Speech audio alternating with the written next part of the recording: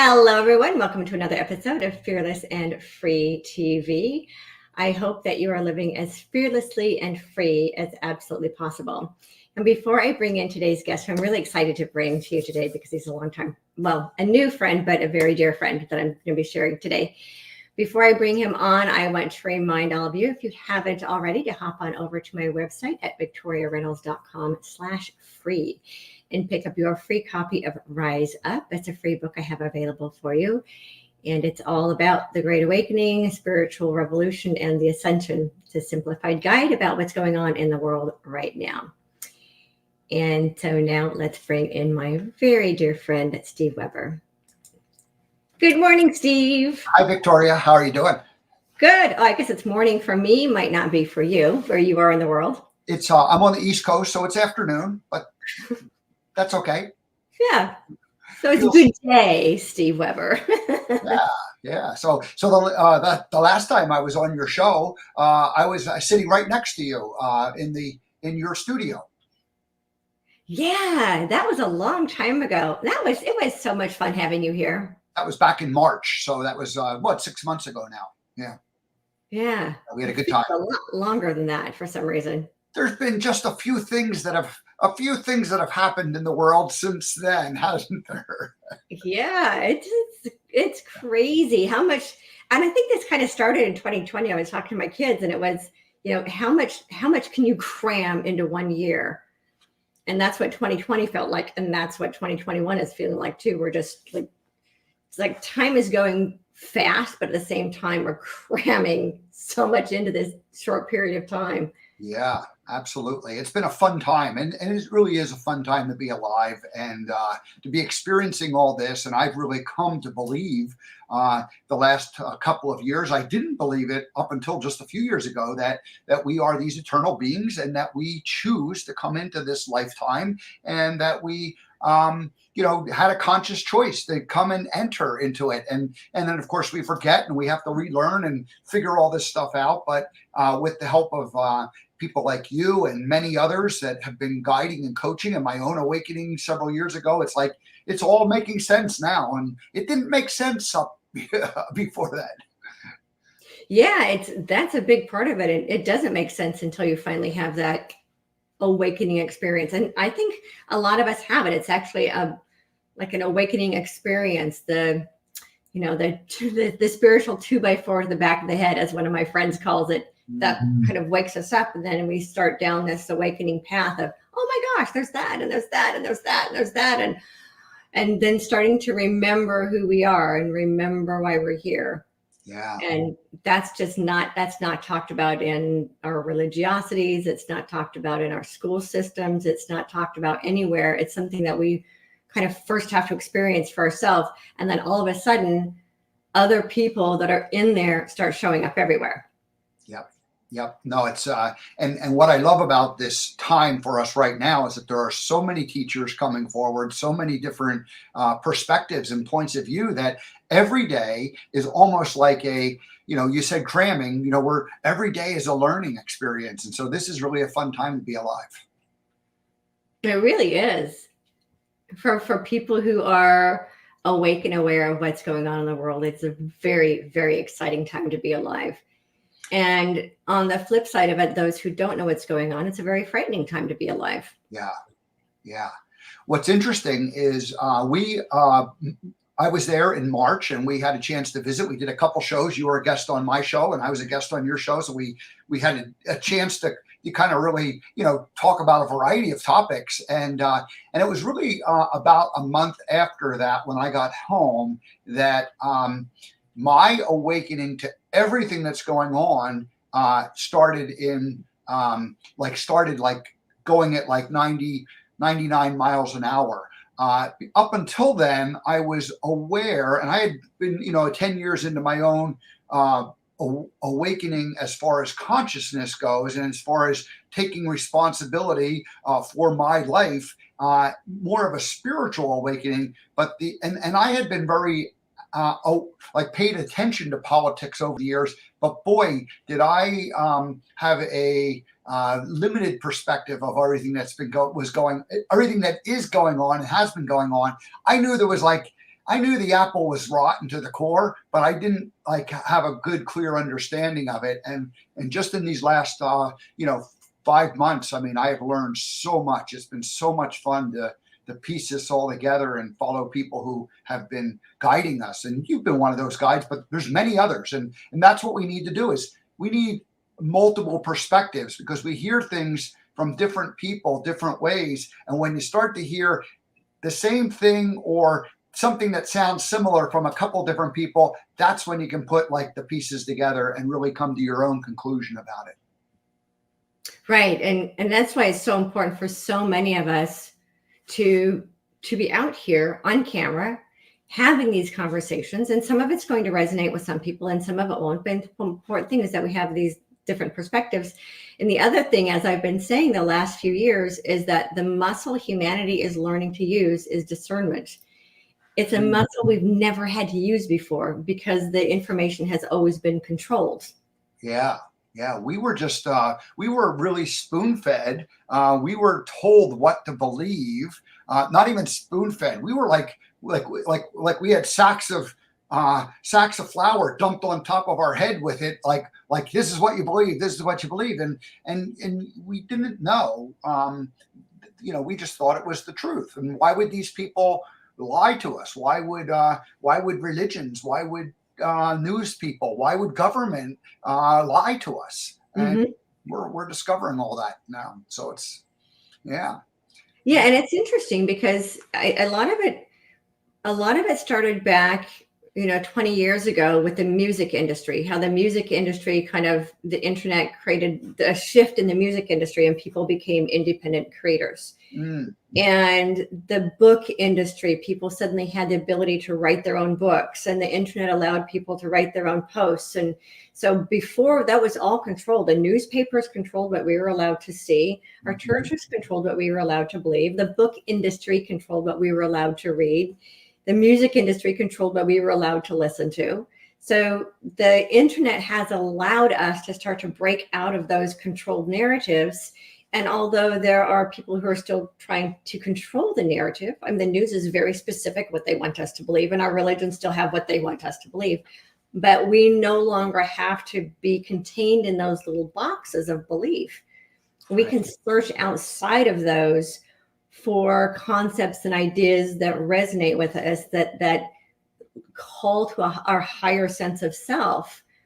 That's beyond those controlled narratives. And so at the same time, there are people who are able to hit, like I was saying 5 years, the internet allows anybody to speak their truth, anybody to speak their truth. Now, whether it's loving or not, that's where we have to discern. And this discernment muscle is so new for the human mind. A lot of people still don't know how to use it. Right. It's a learning process. It's not something that you just instantly, because we're used to hearing things and believing them. And then all of a sudden you're hearing so much from so many new voices and different people that, you want to believe things, but then you get to the point where you're like, well, maybe what can I believe and what should I believe? And so now I kind of, when I look like at the main street media, you just don't believe hardly anything they say. You figure that all of that's is nonsense, and then you hear this other stuff, and the thing that gives me hope, Victoria, is that there's too many good people saying things that sound similar and have that same theme to it, that that it makes more sense to me. That's the discernment part. It rings true, it resonates, and it's more optimistic. And a couple of years ago when I started American Gumption, it was all about sharing optimism, because there wasn't the bigger the media and the government, they weren't feeding us optimism, they were feeding us fear. Right. Yeah. Well, it's all about as I call it, the television and the programming, right? So we're programmed to believe in dystopia. Yeah. That's and I had this conversation with my son a couple of years ago, and I said, I believe utopia is possible. Because, Mom, everybody knows utopia is not possible. Every movie that's ever been made, every story that's ever been written in history, the only thing that works is dystopia. I'm like, I don't believe that. I refuse to believe that. just because that's what we're told doesn't mean that it's true. Yeah. Yeah. And so we need to have more of these kinds of shows that teach people what's possible. Yeah. Better stories, true stories, what's really possible for humanity. And first, there is some of that looking at the ugliness. At the collective of humanity is doing its shadow work. Yeah. And shadow work is not easy. No, there's so much, when you start to get into all of the possibilities, we were told for a long time that the world is like this, and suddenly we're like going, suddenly we're like, the world is really like this, but yet we thought it was like this. So, man, there's just an awful lot of information and new things, and the people who are unaware of what's happening, I think they're going to be surprised. And I think you and I, who have been paying attention to it, are going to be surprised. So there's big stuff happening, and we maybe we'll be overwhelmed by it all. I don't know. There's you think you kind of are ready, and you think you're prepared for it, and we're like, I'm kind of like, come on, let's bring it on. Let's move this ship.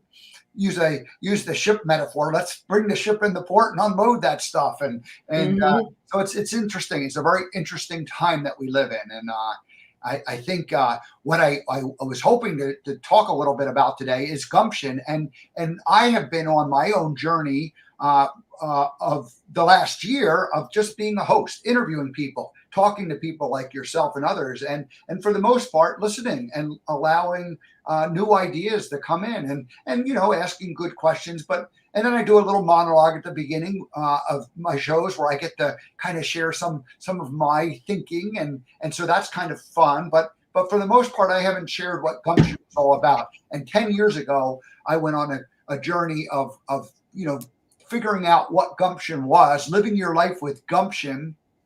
And now I feel like maybe it's time to, really start to share that with the world more, because I don't want to say I've been holding back, because it's been in like a work in progress, and you get to the point where it's like, okay, it's time to share it with the world. So anyway, here we are. Want to talk about that? Yeah. Sorry. There's a very, very, very important text message that came through. So I'm just saying, I'm doing a show. Yeah. So she knows not to bother me. Well, Sorry about that. Yeah. I normally wouldn't do that, but I'm waiting. I'm working on a project that is very, so exciting. I can't even tell you what it is. So I just I'm doing a show. I can't talk right now. So I have to call her back in an hour.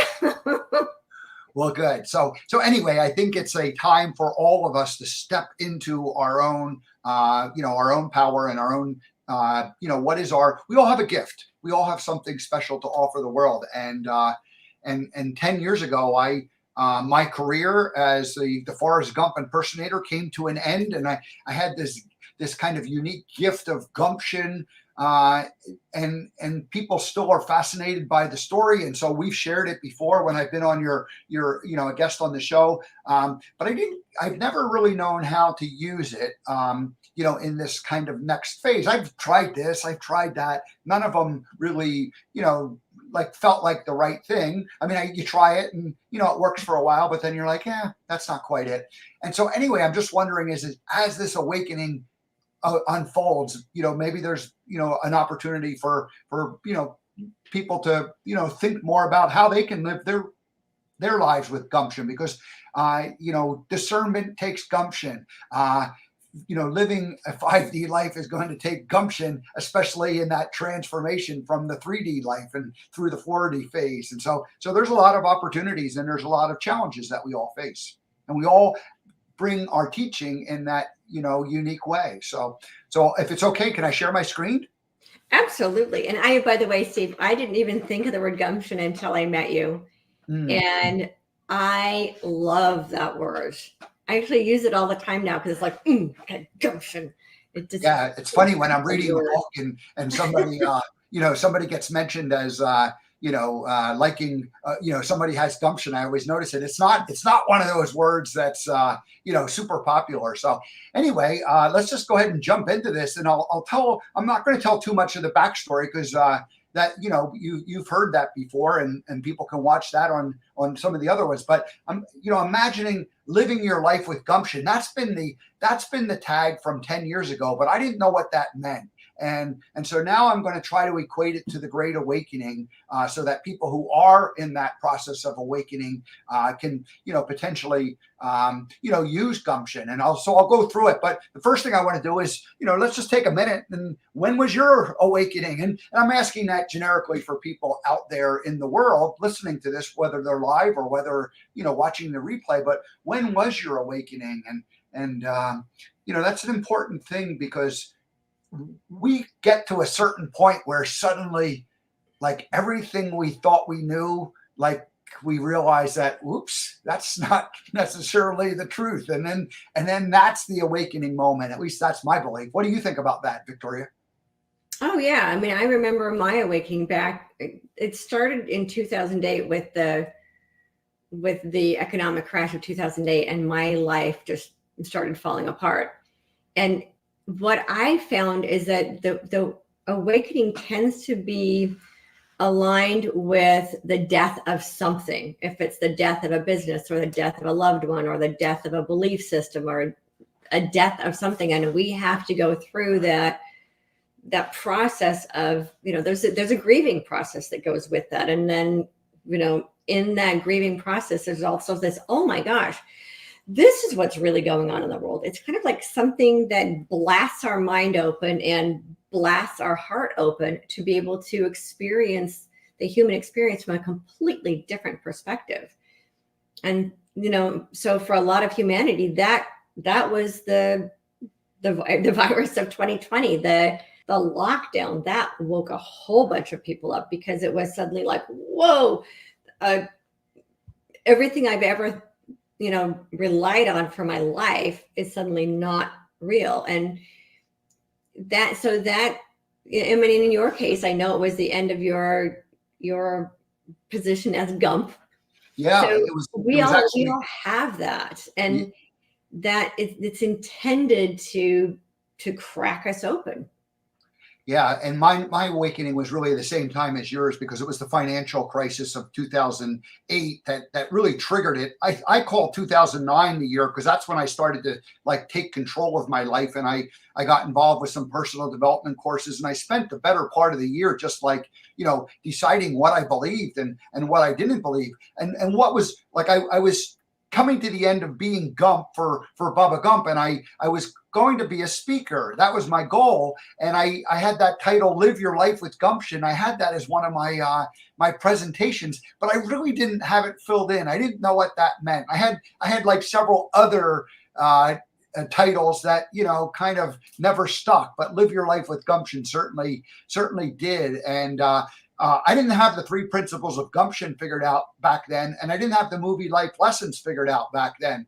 And what I had to do, Victoria, was I kind of showed this little graphic, but I imagine this is my brain, and I had to go in and excavate every belief that I had out, and put it into a dump truck, and wheel it off, and examine it and say, is this good stuff? Should I keep this, or should I get rid of it? And so I went through about a 5-year period where I really was, at times I was lost, and at times I was just making slow, steady progress in terms of what it was that I believed. But I feel like that process allowed me to go, okay, there's an awful lot of stuff that I was programmed to believe, and but they weren't my own beliefs. And so you kind of get rid of those. Some of them you actually keep, and then you bring in your own beliefs, and but that takes that's not for the faint of heart. It takes some time to go through that whole process. So I often say that disbelieving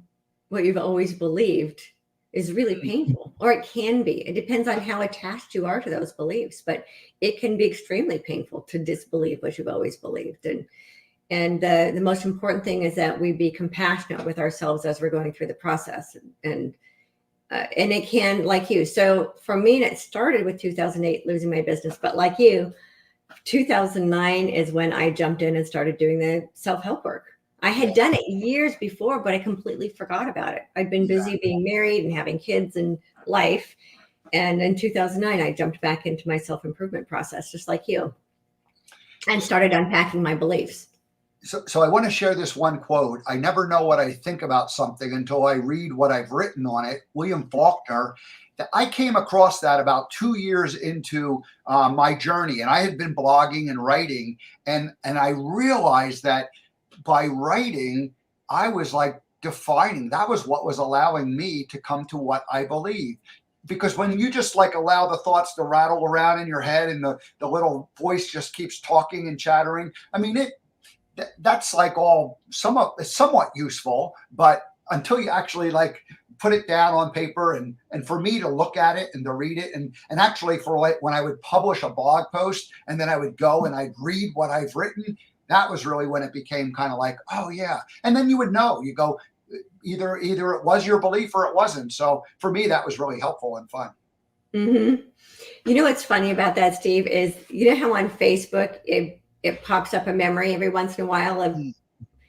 So I've kind of had that. I haven't gone back into my blog post, but every once in a while, Facebook will pop up a message from 5 years ago, 10 years ago. I've been on Facebook for like 10 years. And I read what I wrote and I go, yep, still the same. Yep. Like, because I didn't start writing until I had those awarenesses and those epiphanies. And that, like you, that's when I started writing. Yeah. And it's still the same. Yeah.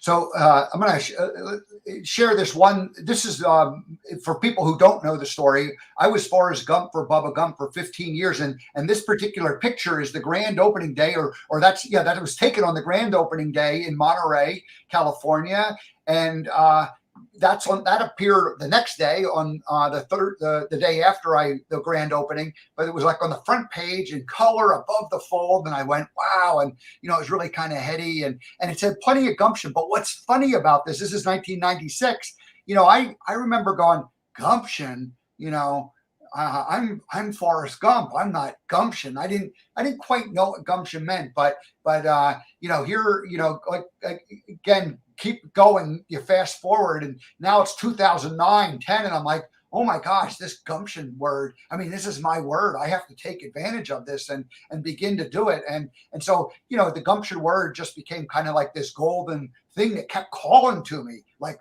well, what does it mean? What does it really mean? So let's just start out with the dictionary definition of gumption. And basically it has three different meanings. The first one is initiative. So someone who has gumption takes action. They have the initiative. They don't need to be told what to do. They just sort of go and do it, and they just know what to do, or they try something and they take action in order to get things to start to happen. So people with gumption, people who at times we have it in ourselves, and other times we don't have it. So it's but there's two more definitions. Courage is the second one. So it's like overcoming your fears, not being afraid. It's funny. Initiative is an action word. It's really action oriented. Courage is an action word, but it's also a mindset word. So someone with courage, doesn't allow their fears to hold them back. So if you have gumption, you're not afraid to take calculated risks. You'll do things. You might think about them and you might figure it out, but you're not afraid to just move forward and take that initiative and get something done. What's the worst that can happen? Maybe it doesn't work out. And then finally, the third one is common sense, and that's definitely a mindset thing. That's like believing in yourself that you can just figure things out. And so pretty cool word, gumption, initiative, courage, and common sense. But I wanted to be a speaker and I wanted to live your life with gumption. And a couple years earlier, I had a coach, and the coach asked me, well, what do you want to speak about? And I said, I want to speak about personal responsibility. And this coach said, nobody will pay you to talk about personal responsibility. You need to talk about diversity or sales or marketing or leadership, you can't be talking about a soft skill, personal responsibility, because that's just not going to, you won't make any money doing that. Well, again, I followed my heart, my instinct, and I went, well, I want to talk about personal responsibility. So anyway, what I did was I kind of reinvented Gumption to be my own idea. And three things: it's the way you think, your mindset, the way you act, moxie, which is actually a synonym for Gumption, moxie. And moxie is like an energetic person. It was actually a drink, kind of like a Red Bull drink in Maine in the 1900s or the late 1800s. And so somebody with moxie was energetic and got things done. It was an action that it's like kind of that initiative. And so then graciousness, how you interact with others, was it. So the way you think, the way you act, and the way you interact with others. And when you put them all together, I said, taking personal responsibility for your thoughts, actions, and interactions, that's when you function with Gumption. So I created this little graphic, and that big gear is your thinking. And the reason why the big gear is your thinking is because it drives everything else. If you don't have your thinking right, if you have a bad attitude, if you have a defeatist attitude or a glass half full kind of attitude, it's going to be hard to, be positive with doing what you need to do, your actions, and interacting with other people. So I always, so I made the big gear, the biggest one, your thoughts, because that seems like if you can get that right, the rest of the things become easier. And then the next gear I want to show is the little gear that's attached directly to the big gear, and that's the stuff that you do day in and day out. Before, when we, setting up this show, you have to create the little graphic that does it. You have to go into the account and set it up. That's like kind of the action stuff that you have to do to, we all have all those like chores that need to be done. They're not necessarily fun and exciting to do on a day in and day out basis. But if you don't do them, like feeding your kids, making dinner, if you don't do it, like, it causes trouble. So, it's the action or the things that you have to take care of. And I think that they're directly connected with each other. So your actions directly connect to your mindset. Now, the third one is the other, interacting with other people, and that's a little gear, and that's off to the side, and you can see it's connected with a chain. And you have any idea, Victoria, why it's connected with a chain and not directly connected? I'll let you answer that. Well, it's not great because everybody else is their own big gear. So you are your own big gear. I'm my own big gear, and you're a mama. How well can you directly influence your kids? It's like that chain is like the reaching out part, and the connecting with them and allowing them to be their own big gear. And the example I like to share with the chain is that sometimes, I've been in situations where, you're mad at somebody and you kind of go, okay, I'm going to let them come to me first and apologize because I'm right and they're wrong. I end up reaching out to them, and because I'm tired of, like, I wanted to move on. And so you go, no. And they immediately will reciprocate and come back and go, oh, I was just going to, I wanted to clean this up. I'm glad you did it. And so if we can be the bigger person and always be reaching out to others, and that's what taking, responsibility for our interactions with others is being that person who is extending and reaching out. The other person in 99 out of 100 times is going to come right back. That loop is going to get closed off. And every once in a while it doesn't work. And, that's just human nature, and that's the way things go. But boy, it just sure does seem that it works most of the time. So anyway, that's really the whole story there. That's the function with Gumption logo. And again, these things all got made up all of those, years ago. I wasn't 100% sure what to do with them. I want to go back to that one more time. There's a feather in there, and I think you know what the feather means. Mm-hmm. You want to give it away? I don't know. I think it's about bringing your higher guidance into everything you do. Yeah, the You know, feather is it could represent the feather, the angels. It just depends on how someone refers to their higher guidance, your guides, your angels, God, source, whatever your personal label is for. But this is about inviting a higher guidance to be a part of assisting the entire operation of life.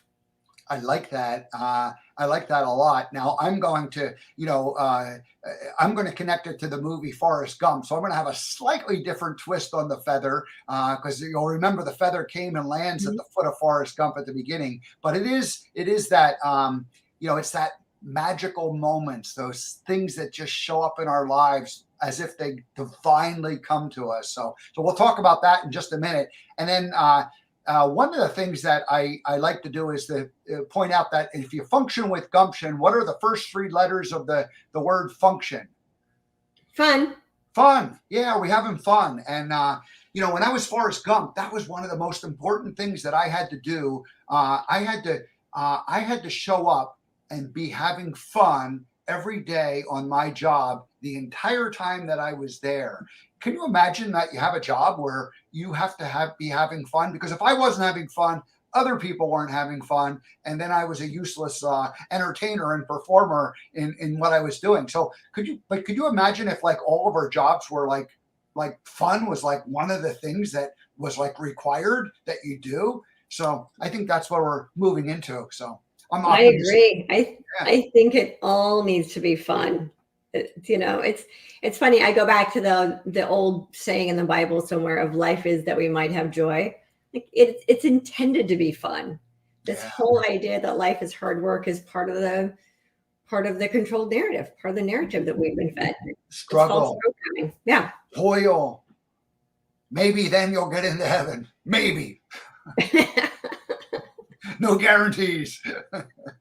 So anyway, to kind of continue on with this story of Gumption, this is a little bit different, but because it was such a big part of my life, the movie, and people relate to it, I thought, what really are the life lessons from the movie? And I initially, when I tried to answer this, I came up with 25 different life lessons. And I, initially the first few times I went out and talked, I tried to go through all 25, and it was not like very effective because it was too much. It was fun, but it was like confusing because it was like, well, what's the point of this whole thing? So anyway, I came up with 3, but I want to ask you beforehand, and I'm asking everybody who's watching this, what movie scene is memorable for you? What, people, I was lucky. I talked to about 1 million people over that 15-year period, interacting as Gump, and people would tell me their favorite movie, or their favorite scene from it, and or memorable scene. Do you have anything that jumps out at you, Victoria? Oh, I love that entire movie. Yeah. From beginning to end, the entire thing. I don't know how many times I've seen it, and every time I watch it, it's one of those movies that makes me laugh and it makes me cry and it makes, it's so rare that there's a movie that draws on all of your emotions. And that movie has the capacity to do that. There aren't very many like that, but most movies kind of come and go, right? They come out and, they don't make an impact on the world. Now, it was 1994, so the internet, all the options that we have now for communication weren't yet fully formed. So the movie was still kind of a bigger part of everybody's life. And but boy, yeah, what's a movie in the last couple of years that like everybody kind of changed their life or made them stop and think and go, wait, this is a better way. Maybe being Gump-like isn't such a bad thing. Maybe we all should be a little more Gump-like. So anyway, I came up with 3 life lessons. Whoops, let's go back one. Here we go. So the feather represents the opportunities that come into your life. And if you remember or recall, at the very opening scene, we see the feather floating around in the sky and the camera's following it, and it goes past the top of the trees and the church steeple. And then it ultimately comes down and lands at the foot of Forrest Gump, and he reaches down and he picks it up. And the feather represents opportunities that come into your life. And it's almost like they're magic. Now I've become a law of attraction fan the last few years, so I realize now that, oh, we actually attract the feathers. There are no coincidences. The feathers that were supposed to show up show up. But in that earlier phase of life, in the awakening phase of life, think about all the things, the unique things that have happened in your life where they just are like magic when they show up. And it wasn't like you were planning it. But here's the thing about the opportunities, Victoria, you need to reach down and pick them up. They don't jump up. They land at your feet, but they don't jump up magically into your lap or into your hand. You have to actually make some effort and grab them. And then once you do, you own it, right? You can do with it what you want. And so the first life lesson from the movie is the feathers and the opportunities that come into your life, and just go ahead and grab them. And there's no shortage of feathers. Lots of feathers out there. You get to choose whatever one you want. Now, speaking of choosing whatever one you want, life is like a box of chocolates. Yeah. So the line from the movie is, life's like a box of chocolates. You never know what you're going to get. And it was funny, as I started thinking about that more deeply from a more awakened state, I went, that's a really good line for a movie. It's a really good line for a mama to tell a 5-year-old boy who's trying to make sense of the world in his own 5-year-old mind, and getting disappointed. And so if you compare some of the disappointments to life as being like a box of chocolates, it certainly makes it a more cheerful version, because there's not certainty which one, but heck, all of the chocolates are going to taste good. You're probably going to get a good one. It's just a matter of whether it's your favorite one or good, better, or best. And so anyway, I like to say life is like a box of chocolates. You get to choose whatever chocolate you want, and you get to choose whatever life you want. And we actually do choose whatever life we want. Our thoughts, back to that thought thing, that big gear, our thoughts really do drive and tell us what we end up getting. So life is like a box of chocolates. We get to choose whatever chocolate or whatever life we end up wanting and getting. So it's really all about choices and making good choices throughout your life. So you've had a little bit of experience with chocolate boxes, haven't you, over the years, Victoria? Why, yes. Some of us are experts at this. There's this really giant one in the store during Christmas and St. Patrick's Day, Valentine's Day.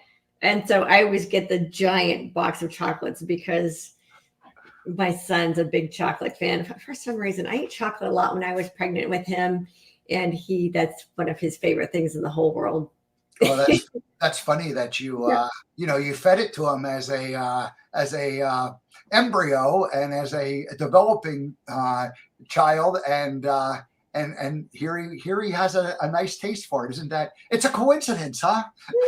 No, well, that's actually been proven that kids develop a taste for what it is their moms eat when they're pregnant, which is interesting. That's great.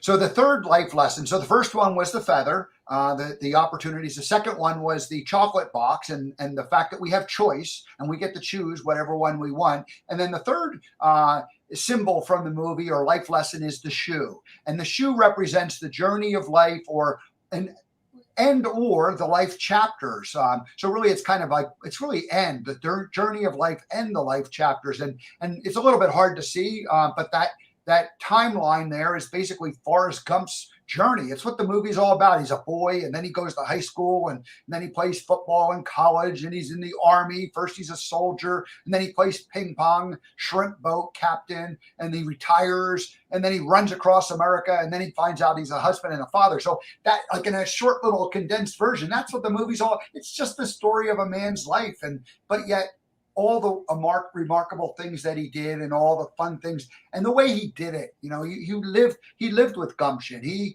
lived fully. He lived presently, and he didn't have the highest IQ, but he knew how to actually love. He knew how to be present, and that was one of the other things I mentioned, that I had to have fun when I was being Forrest Gump, and I had to be present. And that was, be sitting there talking to people. You can't give people attention if you're not present. And so I had to learn how to stay present for like 5 hours at a time. And it was a great experience, and I love it. And yeah, being present, because everything, and if you look at the timeline, everything happens in the upper right hand corner. Like the movie ends with him being a husband and father, but at the beginning, when he's a boy, imagine that little triangle or rectangle being like smaller. Well, all of life occurs in the upper right hand corner, and it's just always being present. That's what present always is living life in the, not worrying about what previous chapters and what had happened in the past, and not worrying about what maybe is to come. Now we all like to plan, and we like to try to predict what's happening, and there's nothing wrong with making plans, but if you're like sacrificing all of your love and your joy for some future, like if this happens, then that's when I'll be happy. The problem is that you never get there. It's always, you live that whole life missing out on it. So learning how to just be happy in the moment and enjoying the moment, and remembering the things that happened in a way that is helpful and positive, and planning for things that is helpful and positive, but staying in that present moment. That's what Forrest Gump did. He was, he was brilliant at it. So yeah. The things that, two things. One, what I loved about Forrest Gump is that he really lived his life without fear. He was fearless. Yes, he was. And the other thing I get from that diagram you just showed me is that I hadn't thought about that before, the way you have it going up to right. So what I was seeing is that in every area of life, we're always going up and expanding. Yeah. So the whole thing is, it's like this, the rectangle is really small, and then it expands to get bigger and bigger and bigger. As we're moving up, we're also expanding. And if we compare it to what's happening in our world today, it's an ascension that happens. So, that life is an ascension. Well, we are going through a massive ascension right at the moment, aren't we? Yeah. Yes, we are. Yeah. So yeah, I like, it's, there's a spiritual aspect of the movie that, he just is, he just is truthful. He's goodness. He's not, he's out to help people. He's out to take care of himself, his family. He just wants to live in the moment, and he just wants to live with what the truth is. So yeah, we were taught not to do those things. Yeah, and he lives his life without pretension, and he's just he always wants to be a good person, and he's kind and thoughtful, and then being the best person he can be without making anyone else be less than their best as well. Yeah, no, it's been fun. I see a couple of people are chiming in, so let's see. We got, I'm going to throw this up here. I'll help you out. Peter Mitchell says, gumption, an old Yorkshire word. Okay, so there you go. It's from England. I love that. Yeah, and Julian says, Forrest Gump, not Forrest Grump. Exactly. We don't need any grumps in this world. We got too many grumps. We need more gumps, not more grumps. So, yeah. Yeah, that's great. So I just want to, let me just wrap it up by saying, it's funny. I don't have the same gifts that some of the people that I interview on, in terms of like connecting to, channeling or receiving, and I'm working on those, and those things I feel confident will develop in time. But for right now, I feel like my job in this process and in this world is to help people by delivering optimism and encouragement, Mostly encouragement. People need encouragement more than anything else, because this is going to be a challenge that we're all going through, and it's hard to keep your energy at that positive level all the time. And so people, as they're going through this awakening, they need to be encouraged and cheered on. And I think that's what Gumption is all about: is helping our fellow man, cheering them on, fellow man, fellow woman, cheering them on, and helping everybody come to their own discernment and their own beliefs about what is right for them. So yeah, it's an exciting time. It really is. Yeah. And I love that word gumption. When you're talking about courage, courage actually comes from the heart. And that's what's starting to wake up in humanity, is that this new reality that we are wanting to create is heart-based. So the reason that these awakenings are so important is because they crack the heart open so that it can work to its fullest potential. And so what tends to happen with these awakening experiences, what feels like heartbreak in the beginning, but it's not about heartbreak as much as about cracking the heart open. But in the beginning, it doesn't feel that way. In the beginning, it just feels like heartbreak. Yeah. Sometimes that's necessary to purge fear. So fear actually creates like encapsulations. If you think of it like, a heart that's got gunk in the arteries, that's kind of what fear does to our heart, is it keeps the heart from working to its fullest potential. So these awakening experiences actually kind of purge the heart of its limitations that have been created by fear. And Gump didn't seem to have those. Maybe it's because he was, as some would call, a little bit dim-witted, but he didn't have that corruption of the heart that fear causes. It wasn't part of his programming. Let me. I have a quote here. A friend of mine just recently told me this. Gump was a guy that didn't know what he couldn't do. Gump was a guy who didn't know what he couldn't do. And we all have decided where our boundaries are in our life. And Gump, didn't know what was possible or what was impossible. So consequently, everything was possible. Right. He didn't put limitations on it. And if did he come to that because he was a little bit slow or dim-witted? Well, then maybe we need more slow and dim-witted people. Yeah. Or he just wasn't ever taught that. He had his mom was so loving that he was never taught what he couldn't do. Remember, he'd go to school and the kids might have been mean to him, but his mom would say, don't let it get to you, Forrest. You can be anybody you want to be. So that was his programming. I don't think it had to do with being dim-witted, although some people would say that. Maybe he didn't get the same programming as other people because he wasn't expected to get the same programming as other people. Therefore, he didn't actually participate in it. Yeah, that's so true. What I'm sensing is it's actually kind of the other way around. It's like once we realize how brilliant we are, so it's not about dimming the mind to not see and recognize the fear. It's more about, removing all of the stuff from our mind that's keeping us from recognizing our own brilliance. Yeah. Or just self-acceptance, self-love. It's the same kind of thing, though. Every one of us is brilliant. Yeah. We're all this amazing, brilliant light that exists within every one of us, but our brilliance kind of gets dumbed down through all the programming. Yeah, we're taught not to believe that. Yeah. We're taught not to believe that we're brilliant. Yeah.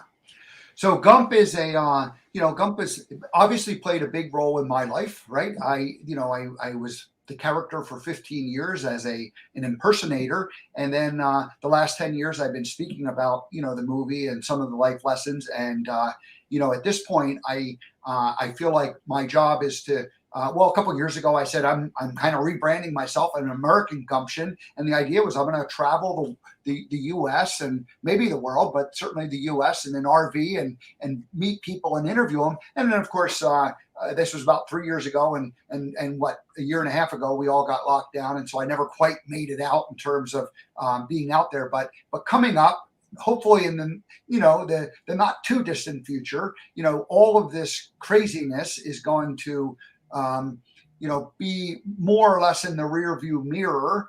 And then, we'll take American Gumption out on the road and start interviewing people face to face and in person, and not doing it, virtually. So good things are coming.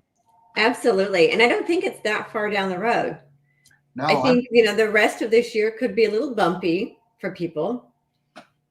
And 2022, I think, might be a little bumpy as we learn how to leave the past behind. Yep. But I think a lot of us are going to hit the road, so to speak.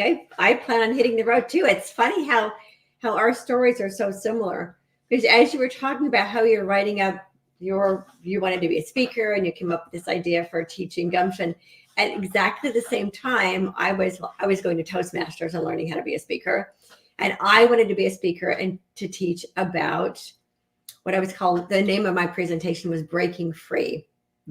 What's really interesting is I'm still talking about freedom 10 years later, well, like 13 years later, and you're still talking about Gumption 13 years later. It's kind of like the core brand, if you will, from a branding perspective of what our soul is here to do.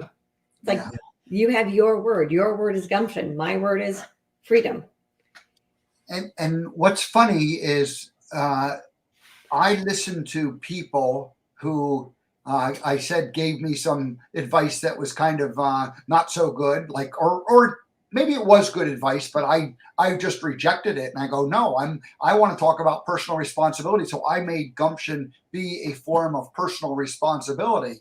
Well, that actually turned out to work in my favor, because if I had just talked about personal responsibility, I might not have chosen to use the word Gumption as part of my branding, and that needed to be part of it. So I just think that we're on a soul journey path, and when we listen to our inner knowing, we always make the right decision. And it's pretty easy to look backwards and go, yeah, that was like a decision that was made, with the soul inner knowing, and that was a good decision because here it is all these years later and it's still on the path. And then there were other decisions that, like, you tried to think your way through it, and those are ideas are already forgotten. Right. They just kind of fizzle out, right? They didn't quite work out. The other thing that I had to learn as I was going through my awakening is to really trust my inner self. I asked a lot of people who I gave undue status or knowingness to, and so I wanted to hear what other people said, and ultimately I knew I can now look back and go, I ultimately needed to make my own decision. So why was I bothering to even ask all this? So sometimes we get into the trap of thinking other people have better knowing than we do, when all the knowing is already inside of us. Mm-hmm. Well, I think there's something to be said, though, for having other people be a sounding board. So we can, and people that we ultimately trust, run ideas past people that we trust as a sounding board. Ultimately, we are the only ones that know what's best for us. So it's funny, we're talking about not knowing how to channel and that you don't have that gift. And I was kind of giggling to myself, because you do, even though you don't recognize it, because everybody does.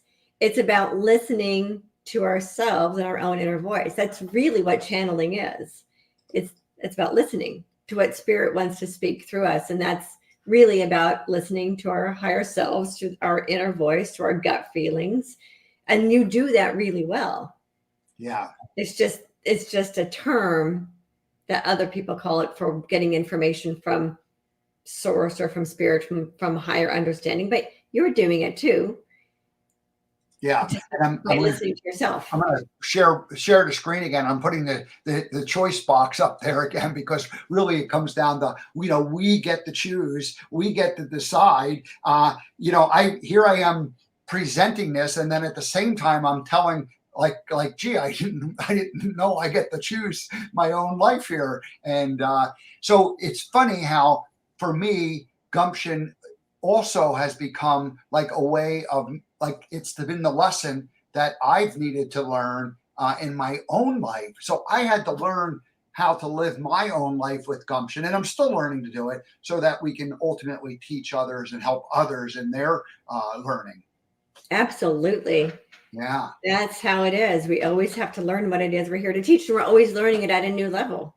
Yeah, that's right. Because, and you talked about freedom, what's your word? You just keep going deeper with that idea, right? You just keep learning more about what freedom means, and different ways that freedom can affect our lives. And the same with me, Gumption, different ways that personal responsibility for our thoughts, actions, interactions, for the choices that we make, the opportunities that come into our life, the journey of life, the transitioning from one chapter to another. All of those things become, this opportunity to help others. Right. And it's, we were talking about the choices, and the difference is when you go back to Gumption and self-responsibility, this is about making conscious choices. So I'm thinking back, and as you said in the beginning, if people want to hear your story, you and I have done this interview a couple of times. They can find it on my channel and your channel. That thinking back to that very first day when you decided to reach out to the Bubba Gump Shrimp Company and represent yourself as Gump, that took huge amounts of gumption. Yeah. And it was a conscious choice. Yeah. You didn't just fall into it. You made the choice, you took the action, and the opportunity was presented to you, and you then acted on that opportunity. It's interesting. One other thing I wanted to mention really quick when you were talking about attraction, because everything that exists in our life is attracted to us by what it is that we're resonating at. And that you were talking about magic. I always say that synchronicity is the magic of the universe. So synchronicity is part of that attraction, right? What a lot of people have this perception that the law of attraction works by just sitting and being, and that everything we want is attracted to us. Part hidden in the sandwich of the word attraction is the word act. And a lot of people forget that you actually need to act on things when they're presented to us. We actually need to act on them. Yeah. And consciously act on them. And if we don't, then the opportunity then comes and it goes. But because we didn't act on it, the opportunity then gets handed to somebody else. Yeah. You mentioned that story of how I wasn't looking to have the job as far as Gump. I just heard a news story, and within about a 2.5 week period from hearing the news story to the grand opening day, it all just happened. And I knew that I either had to pick up that feather that was sitting right smack in front of me, or just kind of walk by and go, well, it wasn't meant to be, right? Or, out of fear, decided not to do it. And so I did do it, and of course, and it all worked out. But had I had months to think about it and plan it, maybe it wouldn't have worked out, right? Because, but it just was one of those moments. And so anytime a person in their life has that opportunity, it's better to try it. And, the worst that can happen, right, is that, it doesn't work out. But it's just really interesting. Yeah. Well, if you don't ask, you don't receive. That's right. You have to ask. Yeah. That's awesome. Well, Steve, it has been so much fun catching up with you again. I look forward to seeing you in person and seeing you with the RV. And I have like my own little flash of brilliance while you were talking about your RV, because I just started something new. Okay. I started a new, I don't want to say business concept, but that's not quite what it is. I'm turning my teaching into a ministry. So I was seeing on the back of your RV, my logo, which is Heart of Freedom Ministries, as one of your sponsors. Oh, let's talk. How That'll cool get would me out that be? I would love to sponsor you. Oh, that would be great. Yeah. No, this is the idea is, and it's funny. It's just been coming at its own pace, right? So I needed to do the American Gumption morning show, a virtual show. I did it for, a full year, and I did, I just pounded away at it, like singularly focused, didn't worry about any of the other stuff. So it's real funny how like we just know, like even though we have like this bigger plan, sometimes we have to take a little bit of a detour, or we need to go down a street that we weren't necessarily planning to go down, but then that sets us up or puts us right at the place where we're ready to go to that next level. And so it's so follow. Everybody has their own inner brilliance and inner gumption, and just allow it to be part of your life. All right, and follow it through. Well, thank you so much for being here. It was so fun to connect with you again today. And to all of you who are watching, remember to hold your light so high others can't help but see their own light. Together, we will create a world of peace, harmony, and prosperity for all. And as always, remember to get bold, be fearless, and live free. Amen.